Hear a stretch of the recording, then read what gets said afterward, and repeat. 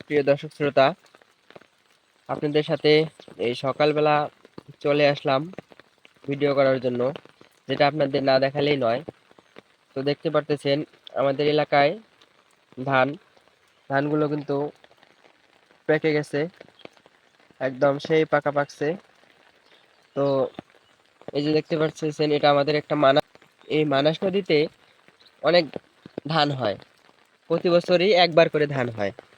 তো দেখতে পারতেছেন এক কৃষক ভাই আমাদের এক কৃষক ভাই ধান অর্ধেক কাটছে, দেখতে পারতেছেন। আর বাকি অর্ধেক দেখেন এখনো কাটা হয় নাই। এমনও অনেক কৃষক আছে যারা এখনো ধান কাটে নাই, দেখতে পারতেছেন। এই যে এলাকা জুড়ে দেখতে পারতেছেন শুধু ধান আর ধান। তো এই ধানগুলো এখনো কাটে নাই। অর্ধেক ধান কাটার পরেই বৃষ্টি নামে। এই বৃষ্টিতে এখন দেখেন প্রচুর পরিমাণে পানি জমে গেছে, প্রচুর পরিমাণে পানি জমে গেছে।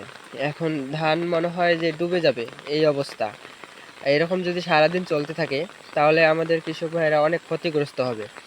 আর আমরা অনেকেই আবার ধান কাটছি, ধান কাটিয়া মানে বাড়ির উঠানে রাখছি। উঠানে রাখার পরে এগুলা এখনো মাড়াই করা হয় নাই। কি যে হবে অবস্থা, এটা আল্লাহ ভরসা। কেউ আমরা বুঝতে পারতেছি না কি যে হবে। তো এইখানে দেখতে পারতেছেন ওই যে অনেক কৃষক ভাই ওখানে যে ধান রাখছে, এখনো ওইগুলা মাড়াই করা হয় নাই। এত পরিমাণ বৃষ্টি নামছে সারা রাতের মধ্যে, এই যে পানিগুলা জমে গেছে, অনেক পানির হয়েছে অনেক। তো আপনারা সকলে একটু দোয়া করবেন যাতে আল্লাহ আমাদের এই দুর্ভোগ থেকে একটু নিস্তার দেয়। আল্লাহ রহমতে যেন আমরা সব ভালোভাবে ফিরিয়ে পাই। তো সকলে দোয়া করবেন। আর ভিডিওটি শেষ পর্যন্ত দেখে একটা মন্তব্য করে যাবেন। ধন্যবাদ সবাইকে।